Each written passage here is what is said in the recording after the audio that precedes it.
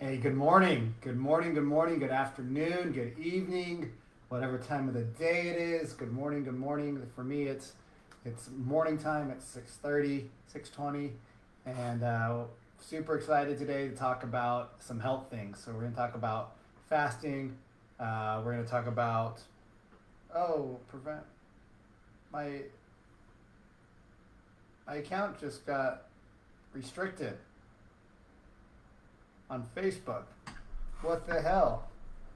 My account just got restricted on Facebook. Holy crap. That's so weird. I don't know if I'm still live on Facebook though. Appears like I am. All right. So, yeah, I'm live on Facebook and I'm live on Instagram right now. So, good morning, everybody. That was fun that Facebook tried to kick me off just now. I don't know if it's still live or not, but that's cool. So what we're going to talk about today is we're going to talk about some food. We're going to talk about fasting. We're going to talk about fat. We're going to talk about where this concept of breakfast came up. Actually, a buddy of mine just told me that it was developed in 1877 during an advertisement campaign.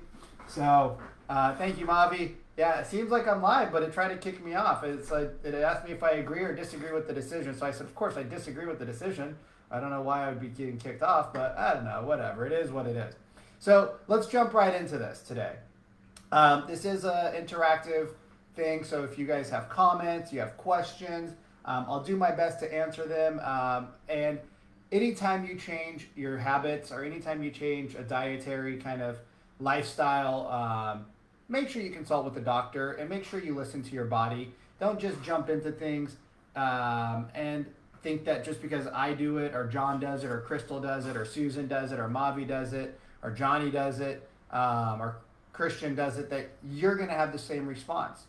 So just because I can do something doesn't mean that you can do it. Just because you can do it doesn't mean I can do it. And there's a lot of things that you're going to build up to. So there are some things that we're going to have to build up to over time so that we can have the health and the body and the lifestyle that we want. And when I say the body, I don't mean like six-pack abs, ripped, ladies, you got the butt that, you could throw a dime off of and it hits you in the face and kills you because their butt's like a rock. I'm talking about having a body that allows you to live the life that you want, not have to worry about your health as much, not have to get out of breath as much. I want you to have a body that allows you to be active, to go hiking, to be with your kids, your grandkids, to get to 70, 80 years old and still feel vibrant and vivacious and young and not feel old. One of the businesses I own right now, we deal with elderly people. I mean, we deal with people of all ages, but one of our main demographic is 55 plus, and it's shocking. I'm gonna turn on the AC. It's hot up in here. But it's about living a quality life, right? And it's about, like you guys can see in my background, I got a rebounder over there. I got a little punching thing. I got foam rollers. On my desk, I got a Hyperice little percussion massage unit. I spend a lot of energy on technology because I want to live the best life ever. And that doesn't mean that you have to do that. That's just what I do because I like gadgets too. So let's jump into it. So first thing I want to talk about is food, right? Is all food the same? A lot of people say calories are calories, right? If I eat 100 calories, it's 100 calories in, it's 100 calories out. And to an extent, yes, calories are calories, but they're not all equal, all right? And let me tell you what I mean by that. They're not all equal. And the reason I say that is because if you have a calorie of fat or you have a calorie of protein versus a calorie of something super sugary, your body reacts differently to those fuel sources.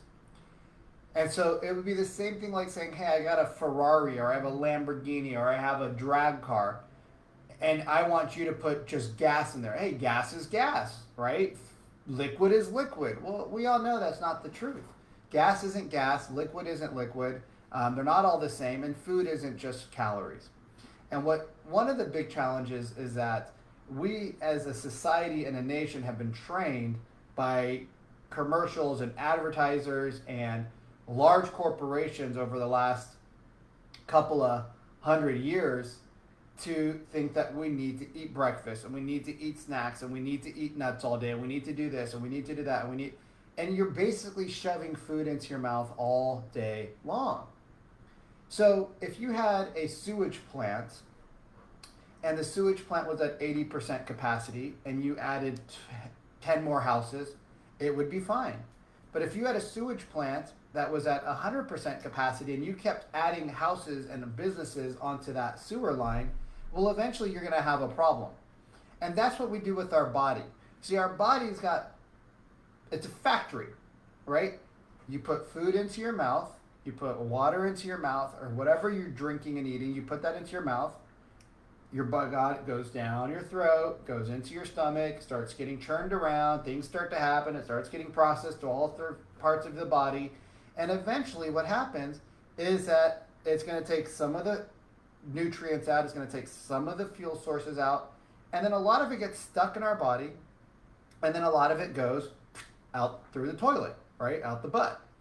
So food in, food out. Well, just like your car, you have gas that you put in, but you don't exhaust all of the gas that you put in out. You exhaust a portion of the gas. And it's the same thing with our bodies. We don't exhaust all of our fuel out, we exhaust some of it.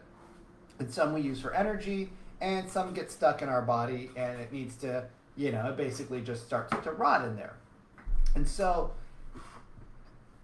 learning about food is so important. And it's a responsibility that the government, you can't trust, right? I wish they taught proper nutrition in schools and proper diet in schools. And I hate the word diet because I don't want to be on a diet. I want to eat what I want, right? But I also don't want to do certain things. So people say that they're missing out in life if they don't get to eat their sugars and sweets and things like that. Let me ask you a question. Do you miss out more in life when your grandkids say, hey, grandma, hey, grandpa, let's go for a hike, or let's go play soccer, or let's go run outside, and you say, I can't because I'm in pain, I'm overweight, I don't have the energy, it hurts too much, I'm scared I'm going to fall, I'm scared I'm going to break a bone, I'm scared I'm going to, get hurt. What's a better quality of life? Eating a piece of pie 3 times a day and having your Starbucks that's full of sugar, or being able to spend time with the people you love doing the things that you really, really enjoyed when you were younger? For me, it's the second plate, right? I want to be outside. I want to be doing things. I want to be living that active lifestyle. Well, you can't really do both. I mean, you can, but you're not going to do them as well as you could. And so if you eat sugar, your body goes through a chemical response. And that response is that it releases a whole bunch of stuff into your body, and your body is now trying to adapt and absorb and fight it off. Your body doesn't like sugar, okay? Your body doesn't like sugar. That's why type 2 diabetes is out there. And that's why those people with type 2 diabetes feel so crappy. And diabetes type 2, in my opinion, is not a disease. It's an environment. It's a lifestyle. Just like obesity is not a disease. It's a lifestyle, right? If you start exercising a little bit more, I truly think that type 2 diabetes, that 99.9% of people in this world, if they changed a few things in their life, over the course of 6 to 18 months, they could completely wipe out type 2 diabetes. Completely wipe out type 2 diabetes. But you got to look at what you eat. So a lot of times people say, well, I only eat fruit, Vikram. I don't eat bread. I don't eat pasta. I don't eat cereals. I don't eat grains. I just eat sugar. I get all of my sugar from fruit, which is healthier. And yes, it is. Because if you eat a piece of fruit, let's call it an apple. Grab an apple, you bite into that apple. You hear the crunch of the skin and the crunch of the apple, and it's juicy and it's wonderful and it's delicious, right? Well, why would an animal eat an apple in the middle of a forest? Because it tastes good. There's sugar in it. Most animals will find 1 or 2 apples and they'll eat it, and it'll be for a few months out of the year, and then they move on, because animals don't have refrigerators. They don't have transportation. They don't have things of that nature. So people will eat their 1 or 2 apples, over the course of the week, and they're fine. But in America and the world now, we can get fruit all day long, and that fruit has so much sugar. An apple back in the day used to be like smaller than my fist. Now it's like that big. I mean, they're huge. Well, I mean, it makes sense. Farmers make money off of weight, and they make money when you buy and eat. So farmers and food companies and all these other people that are in the middle, they all want you to consume their goods, which means you got to eat a lot. And that's bad. And that's bad because your factory is probably already at capacity. See, we have 60% of Americans are obese. 60% of Americans are obese. So with that obesity level, our factories are at full capacity. They're actually overflowing, which is why our bellies overflow. See, they're overflowing, and that's why we have autoimmune disorders. See, they're overflowing, and that's why America leads the world in health and unhealthy people, right? We are the richest country.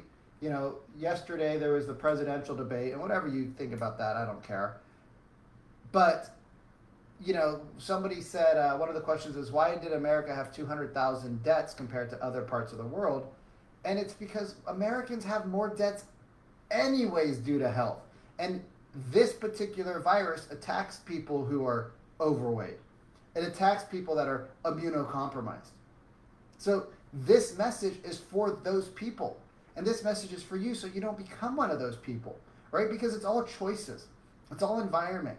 It's all of what you do. It's all of what you put in. And there is a lot of emotion around eating, right? There's a lot of emotions around drinking. There's a lot of emotions around substance abuse.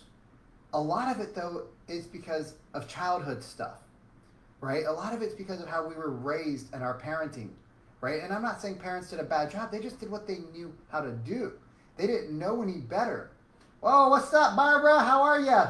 And so if you can dig deep and realize, look, I'm not here to be my kid's friend. I'm here to be my kid's teacher.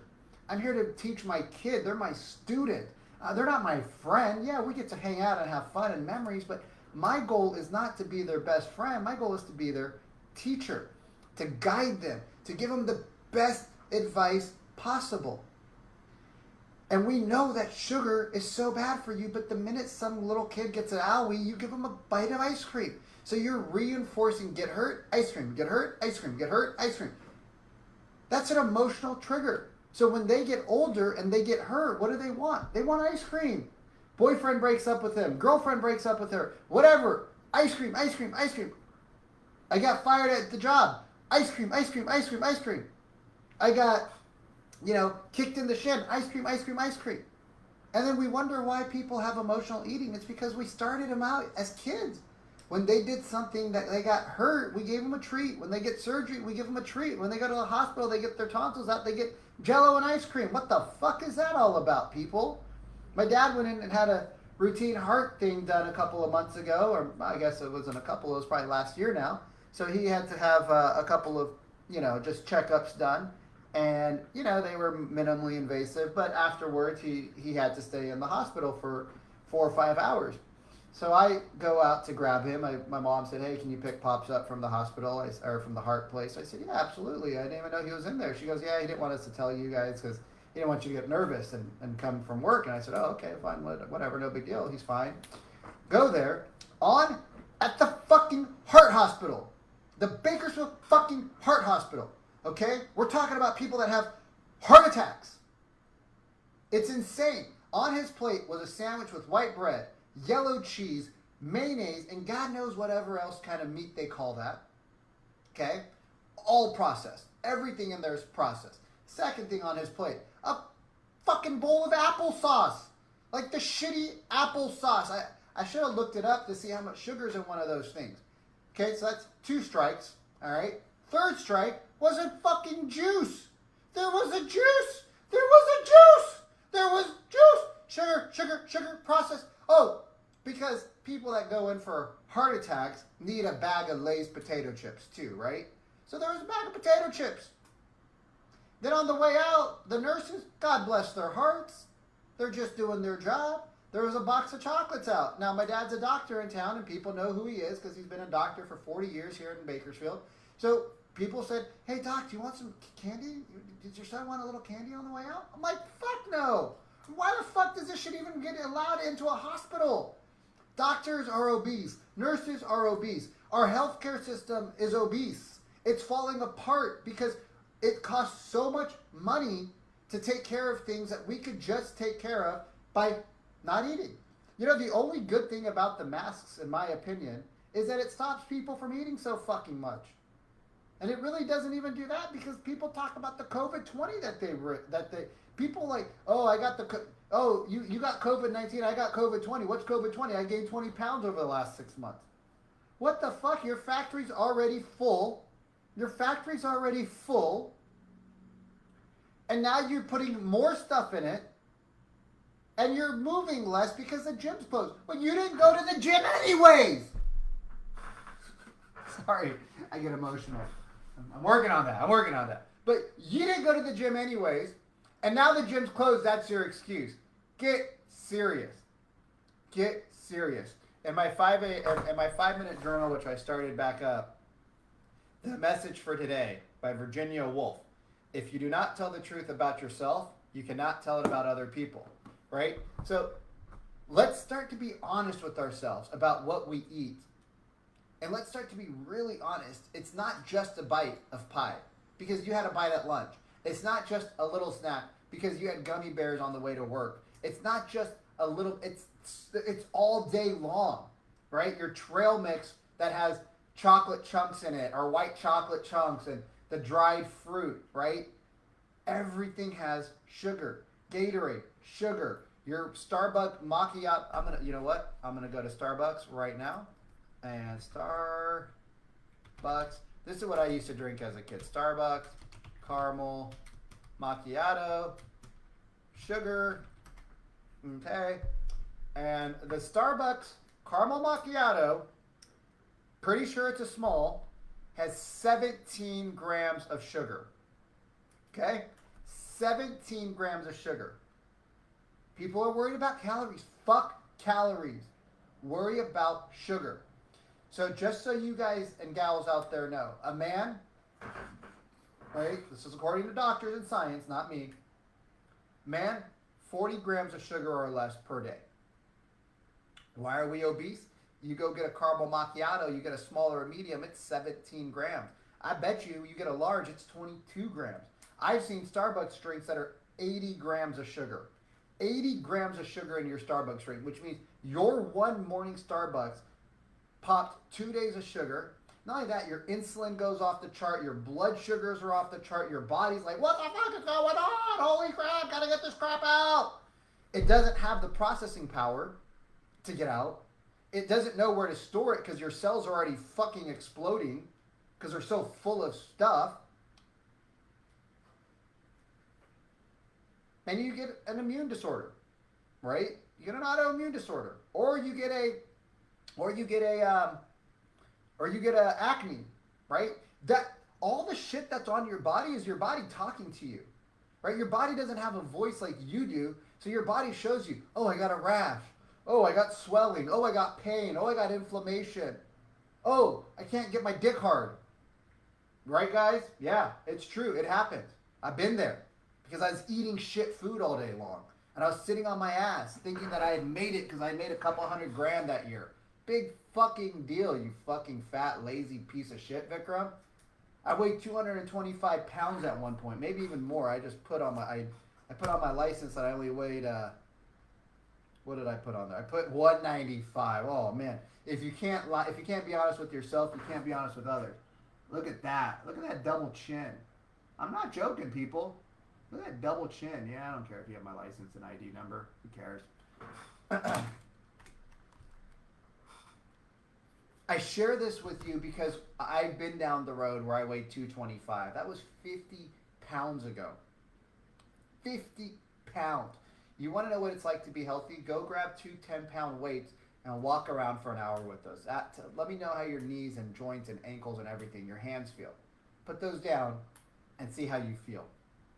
Now imagine your poor body is going through that every day because we are overweight. Okay.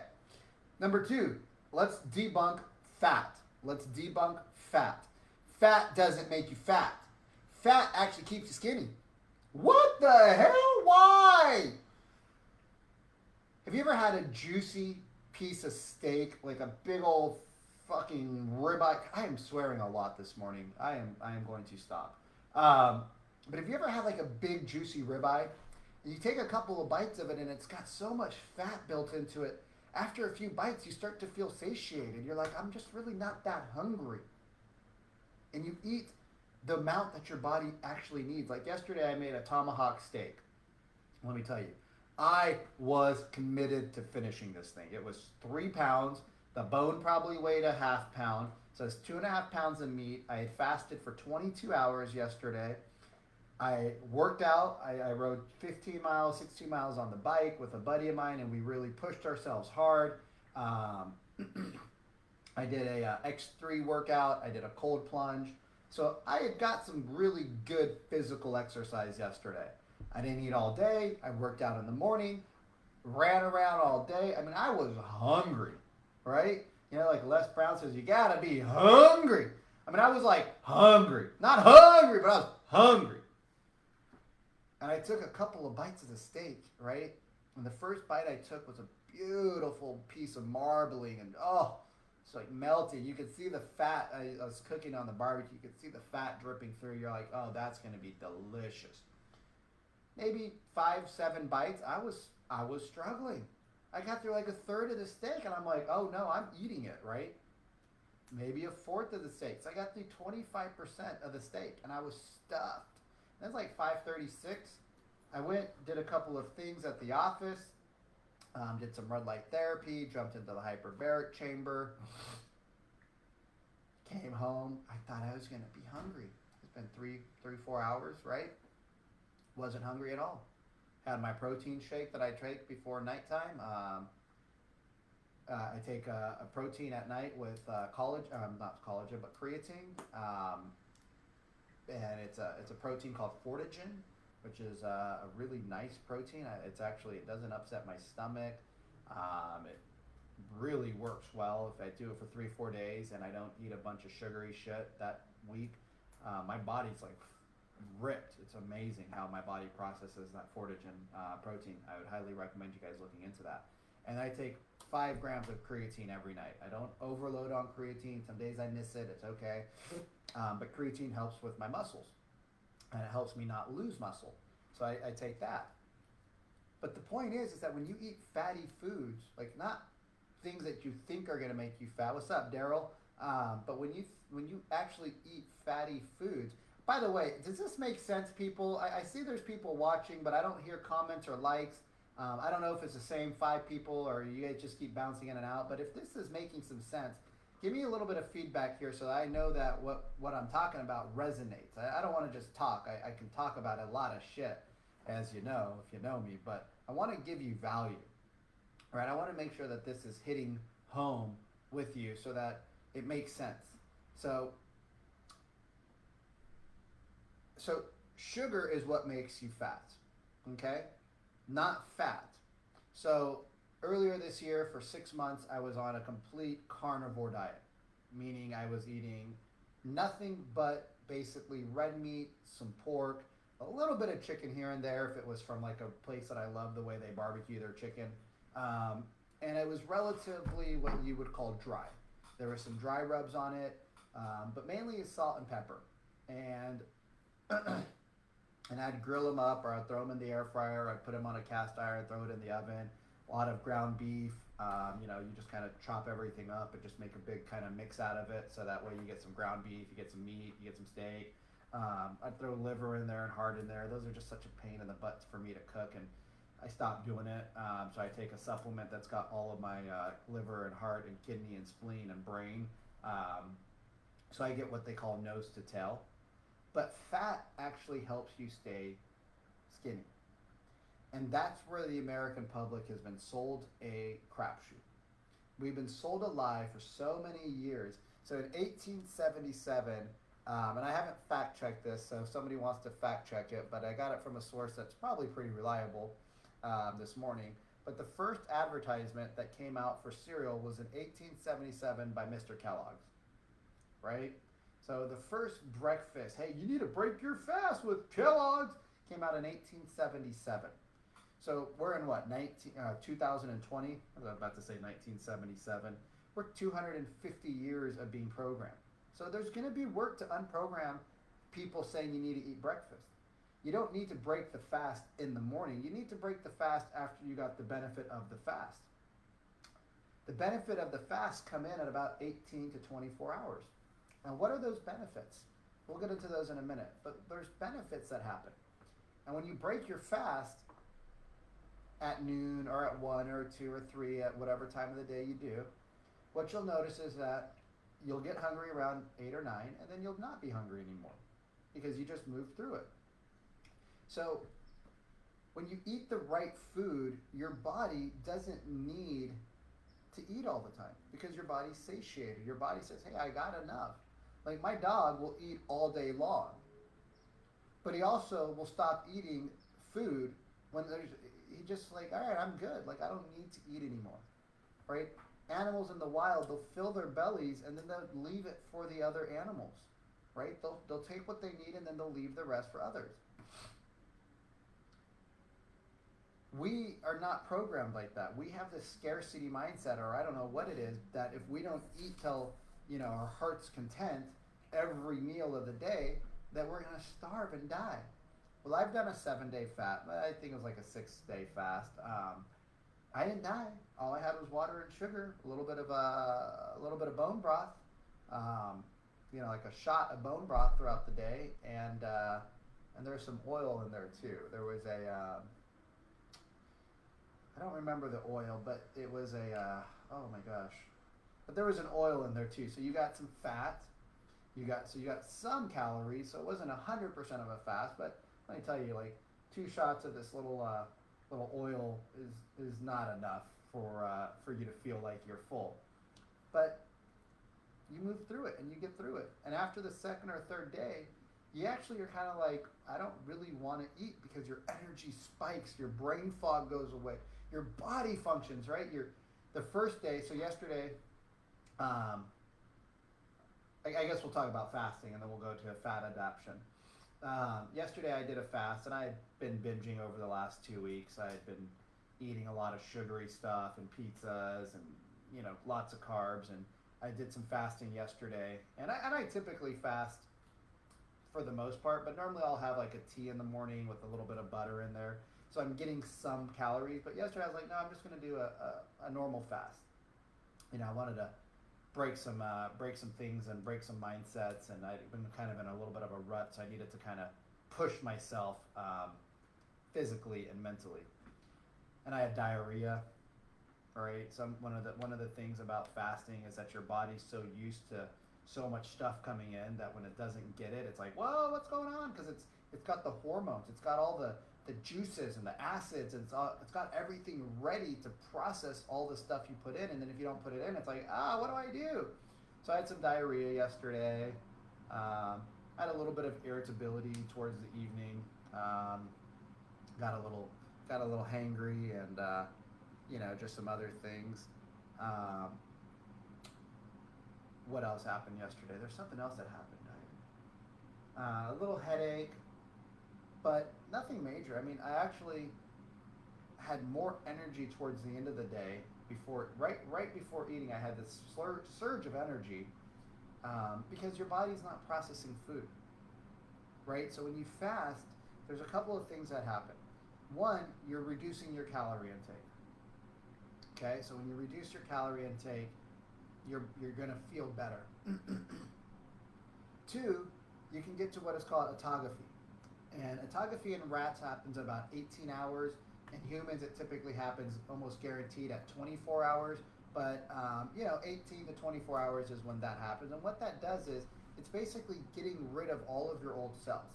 So all the damaged cells, all the crap in your body that your body needs to get rid of, your body can now do that because you've given it the opportunity to not just process. So the point of fasting is that we stop the processing process. And by doing that, our body actually can go out and do the deep work that's necessary, right? It's the deep work that's necessary that allows our bodies to fix the cells, right? They say at 24 hours, your body starts releasing its own natural stem cells back into the bloodstream to go and attack all the inflammation in the body. Well, geez, that sounds awesome, right? If you want to do a stem cell treatment, I can send you down to Mexico, and for a small little vial, you're going to spend, $5, $10, $15,000. Or you could just do a 24-hour fast once a week, and once a month you could do like a weekend fast. And your body will release all of its own natural stem cells, which are stored right here. See this little jiggle? That's fat, right? It's all fat. Well, the stem cells live in the fat. So you don't need to go out and spend tens and twenties and hundreds of thousands of dollars to have awesome health. You just got to eat less, which will save you money anyways. And you got to eat a little bit smarter, a lot smarter, really smart.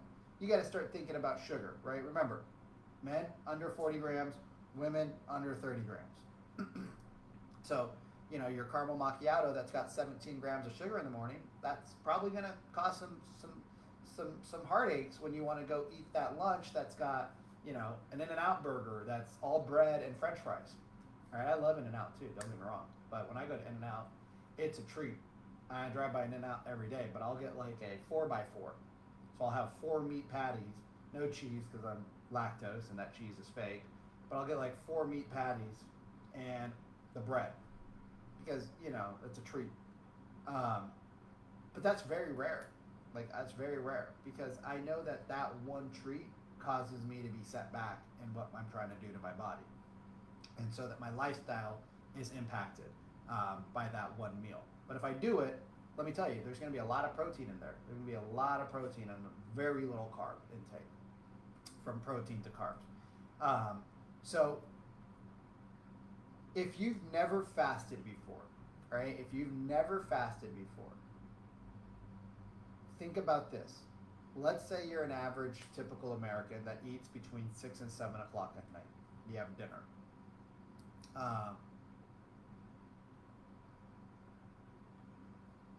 So if you've never done a fast before, well, every day you fast because you go to sleep for 2 or 3 or 4 or 5, 6, 7, 8, 9, 10, 11, 12, 14, 18, I don't know, however many hours you're sleeping. And during your sleep, how do you manage the fasting with working out? I'll talk to you about that in just a second, Gabriella. That's a great question. So let's say you eat at 6 or 7, and then breakfast is 6 or 7 in the morning. Well, right there, you fasted for 12 hours. Because you go to sleep at 10, you didn't eat, hopefully you didn't eat like a little sugary treat before, after dinner. So let's say you go to sleep at 10, and your last thing you put into your mouth, food-wise, calorie-wise, was 7 o'clock. And let's say breakfast is at noon. Is at 7 a.m. Well, right there, you're already at 12 hours. You're already at 12 hours right there. If you did nothing, you're already at 12 hours. So you can do a 12-hour fast. Now, let's say we want to prolong that fast. Ladies, hormones. But, from the research I found and the people I've talked to, not really that big of a deal for most women. But, if it is an issue for you, then you might have to ease into it a little bit differently. So, step 1, go to 10 o'clock, right? Just 3 extra hours. And when you eat at 10, don't act like you're fat. Oh my God, I haven't eaten for 15 hours. I'm so hungry. No, just be like, cool, good job, body. And have a fat meal, right? Have a couple of eggs, some avocado, some olive oil. You don't need to put bread in there. You don't need to put juices in there. You'll actually find that if you start intermittent fasting, you don't need coffee or tea or anything like that. And so start at 10. Guys, go to 11, right? Guys, we don't have the hormones that women have. And so we have an easier time adapting without food than women do at the start of it. Not every woman, I just want to put it out there, but some women, from my research, have had some issues. But I've never really had a woman that had any issues that I've talked to with intermittent fasting. I think maybe if you're a little bit more overweight or if you're used to eating a lot more, then the fasting is going to be a little bit more of a challenge. But if you're just doing your kind of typical 3 meals a day and some snacks throughout the day, most people don't find too many issues. You might have some diarrhea. You might have some headaches. You might have some bad breath, things of that nature. You might be cranky, right? If you guys ever seen the Betty White commercial, the Snickers one, where she's in the back seat. What's up, Michelle? Good morning. Yes, you control your body, and the body doesn't control you. It's all mindset, people. Everything here is mindset. If you mind, it matters. If you don't mind, it doesn't matter. Well, start making your body mind or matter so that you mind it. So start just doing a few extra hours a day, and then eventually you'll go and maybe you got to monitor it. But let's say you start out and you're going to say, I'm going to do this over the course of 14 or 21 or 30 days. Each day, just go a little bit longer, just a little bit longer, and then you'll start to see, hey, this isn't too bad. Now, when you're fasting, what's really important to make sure is that your electrolytes are up. Okay, so your electrolytes are always up. One of the things that I do when I fast, I take a little bit of salt and I put it in my water. Or for me, I don't really like salt water, so I just take like some salt and then chug it down. I also have I have a couple of different electrolyte supplements that are basically just salt water. One is called snake water or snake poison or something. It's something snake. Tastes like crap, so I don't take it as much as I should. I use another one, and then I have another one from it's a bottle. It's not Life Science. It's I think it's silver. Oh god, Quicksilver. I think it's a Quicksilver, and it's in a glass vial, so you break the tips off and you just drink it. But every morning when you wake up, you should make sure you get some electrolytes back into your body. And Michelle said, Michelle's a buddy of mine, and I've been following her story for the last probably 6 months during COVID. Her whole outlook on life has changed when she started to take better care of herself. She's just a happier person. She is she travels better. She feels better. She is doing more activity. She's just a happier person from what I can see, because she started to take care of her body. And when you take care of the body, the mind says, hey, this matters. Oh shit, I matter to you. You start to treat yourself better. And then start to incorporate a 24-hour fast every week, right? And maybe you don't want to start out doing one a week. I don't do one a week anymore. I was pretty regimented earlier this year. I've been doing a lot more harder trainings, and so I don't do the 24-hour fast as much. But to answer your question, Gabriella, how do you manage fasting with your workouts? You build up to it. That's why you got to get fat adapted. So let's talk about that. So go back to the fasting. If you start slow and work your way up, that's fine. Or if you want to jump in and see how you feel, that's okay too. But if you jump in cold turkey, you might have such adverse reactions and pains, like mental pains and headaches and fatigue and crankiness, that you might not ever want to do it again. So my recommendation is work with somebody and ease yourself into it. Don't just jump into a 3-day fast. Okay, so we're going to go, each day we're going to add a little bit of time to our fast.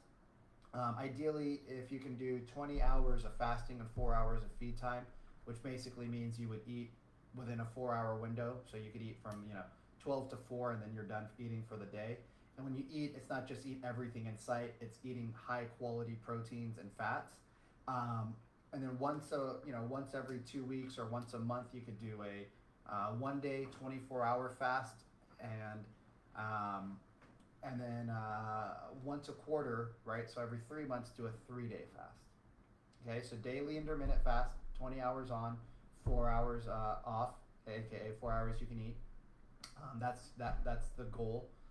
There's a lot of people that are talking about the OMAD diet, 1 meal a day diet.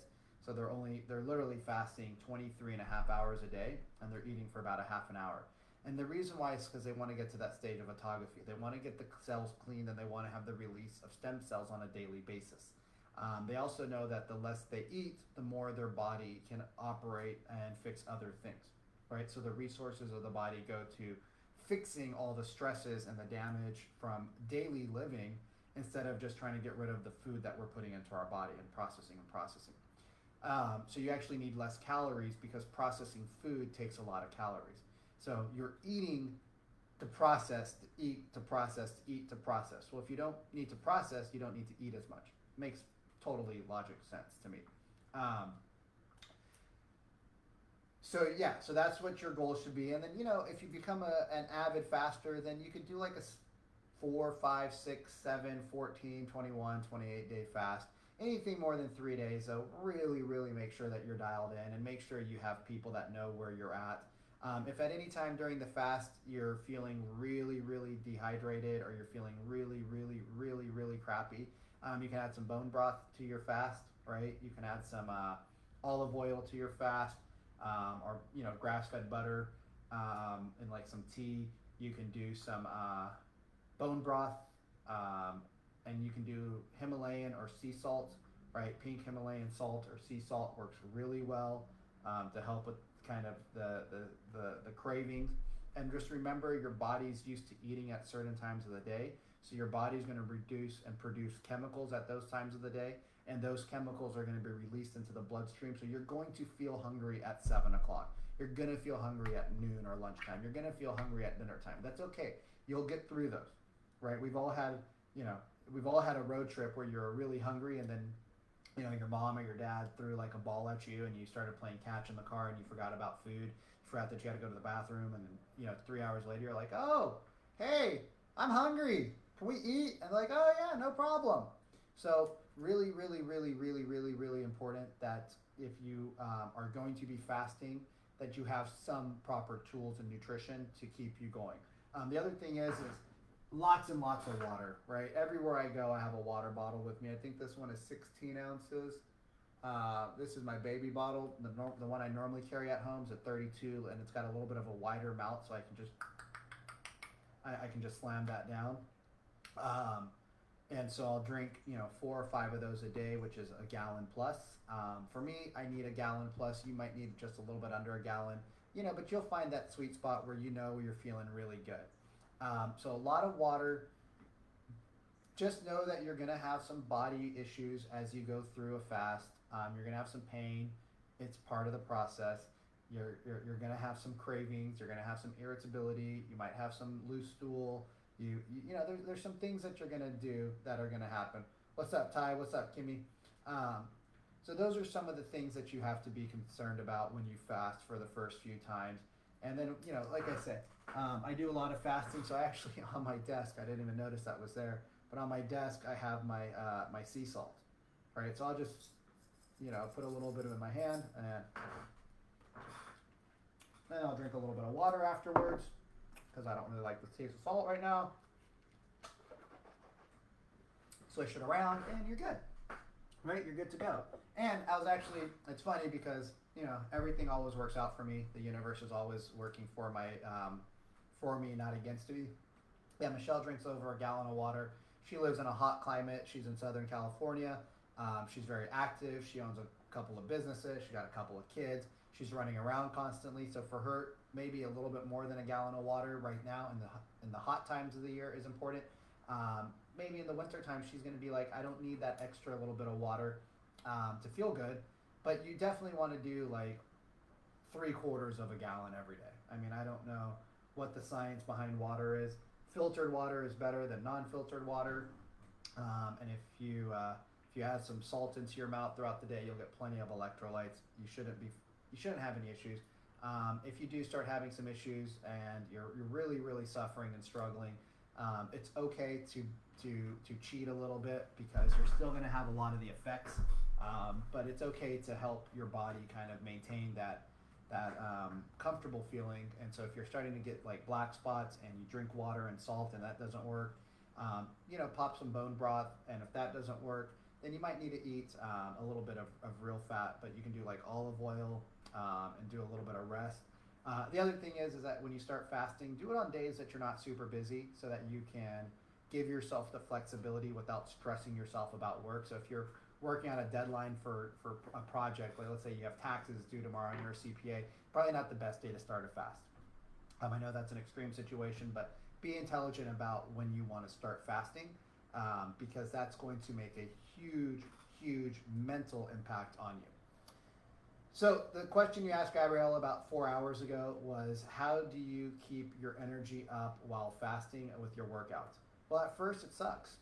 I mean, that's just straight up what it is. I use an electrolyte kind of energy thing called Keto 1000. It's a little powder. It tastes delicious. No sugar or low sugar. And I do that before my bike ride. So when I do bike ride, and I bike ride every morning almost, 20 to 40 miles every day almost, I will put the Keto 1000 into my water, because you do need something to maintain, right? So I'll take my electrolyte drink in the morning. I'll drink a half a gallon of water. I'll drink a half a bottle of water, and then I'll take my Keto 1000. I'll put this is my travel bottle for my normal morning workouts. Just one bottle is more than enough typically. But I'll put a couple of scoops of the Keto 1000 in there. And then there's typically a little bit of water left in there throughout after the bike ride. I don't typically drink the whole water bottle. I'll just refill it up with water, and I'll just chug that down. And that keeps me kind of that keeps my body with electrolytes, and allows me to work out. So Gabriella, I'd probably say doing an electrolyte replacement drink like the Keto 1000. You can get it on Amazon, auto ship. It's like $39. It's pretty badass. The snake water is also another one. It just doesn't taste as good as the electrolyte one, and when you're already suffering outside in the heat, I don't want to suffer anymore by the stuff I'm drinking. But that's a great one. It's highly reviewed by carnivore and keto people, and that's one of the ways. The second way is you got to get your body fat adapted. So right now, most of you, and myself included, because I was a pothead for the last 4 months, we are experiencing a short-term energy surge from the food we're eating, and then we get hungry, and then a short-term energy surge, and we get hungry, then a short-term energy surge. And why that is because sugar burns quickly, right? So sugar burns very quickly, and it lasts in the body for like 2 to 3 hours.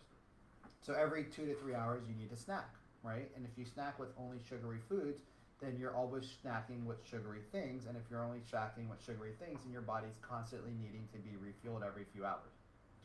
If we change that, we start fueling our body with fattier foods, right? Avocados, high quality olive oil. I think I actually have a podcast about olive oil, and if not, I will create one in the next couple of weeks. But I think it was Tom Bailu who did one on impact theory, where he had an olive oil expert on, and they talked about olive oil. So you want to make sure you get a high quality olive oil. Grass-fed butter. What's up, Sandy? Grass-fed butter, right? You can put a little bit of grass-fed butter. So I don't drink coffee, I drink tea. Because guess what? You rock too, baby.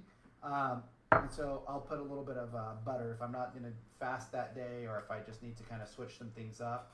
I'm trying to get my meals in the morning now so that I can eat a little bit before a ride, and then I can fast the rest of the day. So I'm trying to play with my feeding schedule to eat earlier in the day, like, maybe do a 21-3, so I can eat a little bit, ride, exercise on my heavy days, and then come home, eat a little bit more, and then for the rest of the day I'll be fine. But I do kind of look forward to a nice juicy steak at night versus a juicy steak in the morning. So that's just a mental thing that I'm kind of reprogramming and seeing if it works for me. Or maybe eat a little bit later at night, like 7 or 8, which I don't love to do because my sleep is somewhat affected by it. And that way my mornings aren't. So I'm playing with some different things, right? So you got to play with it. But you got to get your body adapted to fat. And that typically, unfortunately, takes somewhere between 30 and 90 days. And the way you do that is you start to look at what you eat. And every meal should have a lot more fat than it should have carbs. You really don't need any carbs on your plate. But, if you're going to eat carbs, eat complex carbohydrates that break down slowly. And those carbs will actually help fuel your body much better than a piece of bread. All right, like I know there's some rolls that are just so damn good, but cocaine is good too at first, but eventually cocaine will ruin your life. But at first, it's probably really good. Oh my God, it's so much fun. Oh, it's so great. But if you continue to do it, just like sugar, it'll ruin your life. So it's just better not to do it. But you got to get your body fat adapted. And that means that when you break your fast, you break it with fats. You don't break it with sugars. When you think about the beverages you drink, right? Like if you go to the gym and you have a Gatorade in your hand, well, that's, 40 to 60 grams of sugar per bottle. And you're not going to drink, like, nobody goes to the gym and has a great workout and a 20 ounce, oh shit! 20 ounce servings of Gatorade has 36 grams of sugar. Well, that's a bit less sugar per ounce than your average soda. It's not healthy. All right? This is on healthline.com. 36 grams of sugar per 20 ounces. I mean, that's literally a soda pop. I didn't think it was that bad, but holy crap, that's literally a soda pop. So if you're drinking a soda pop every time you work out, like think about that amount of sugar.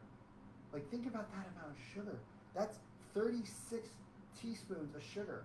Could you imagine making something and pouring 36 teaspoons in your cup of coffee? That'd be like that much sugar. That would be like literally that much sugar in your coffee.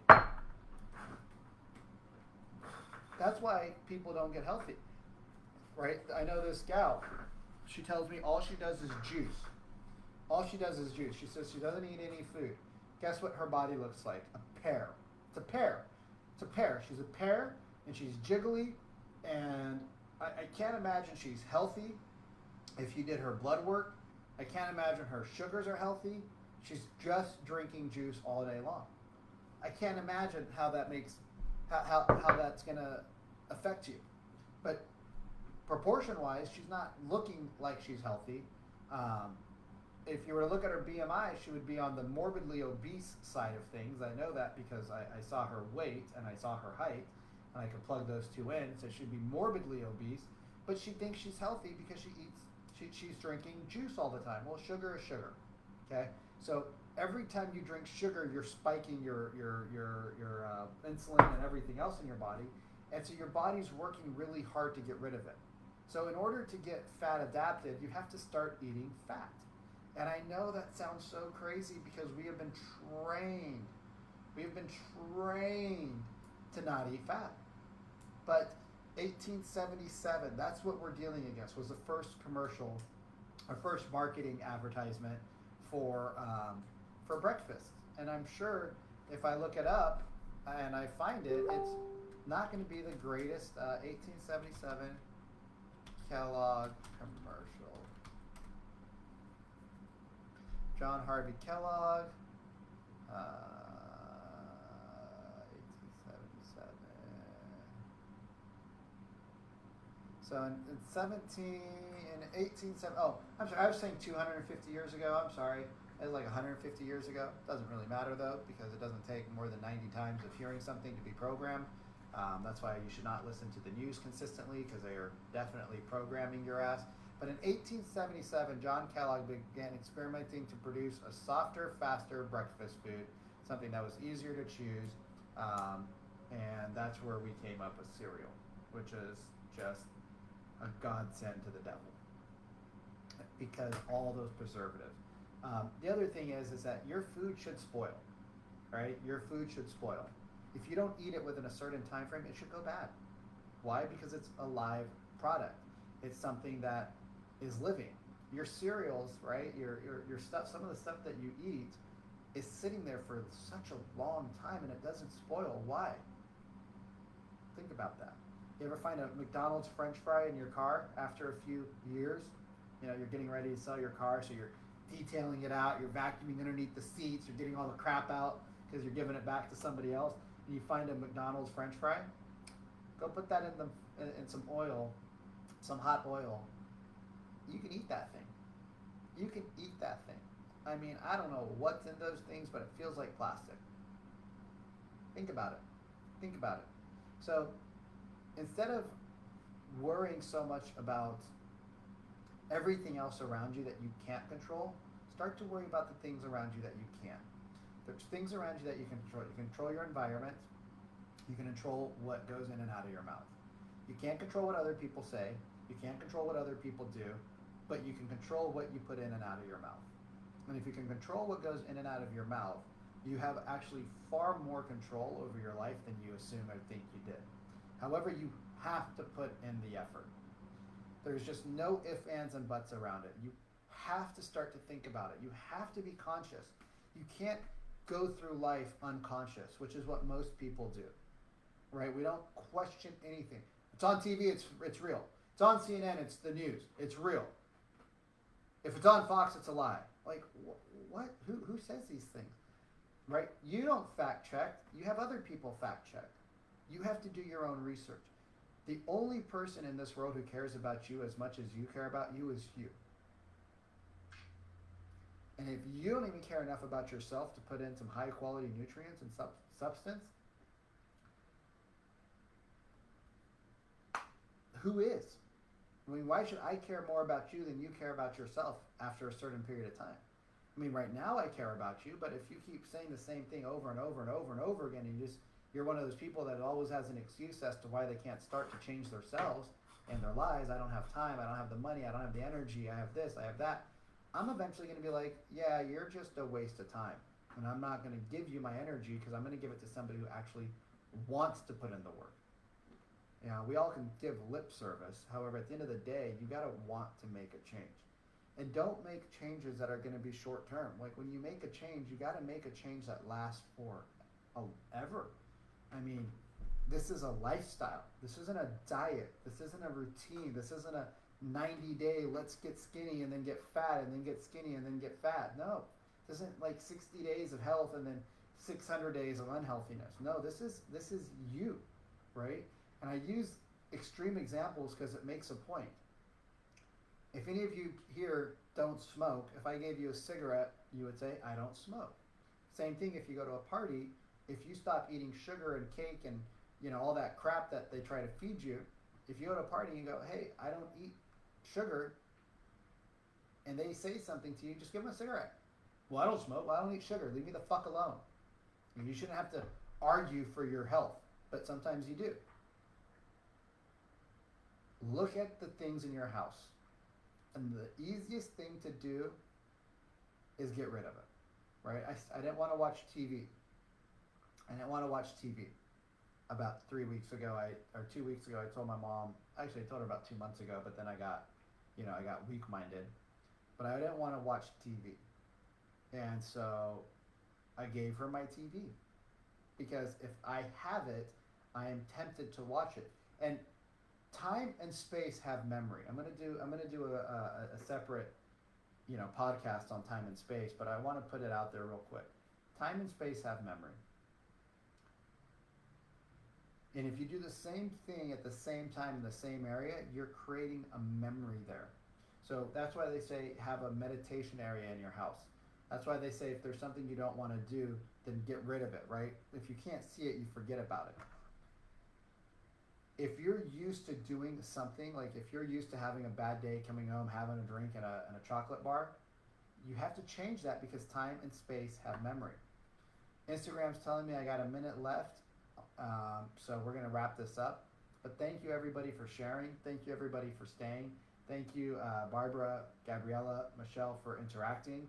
I really appreciate it. On Instagram, thank you, Sandy and Kim and Daryl, for interacting. Thank you, all the other people that were on. Please like, comment, and share this.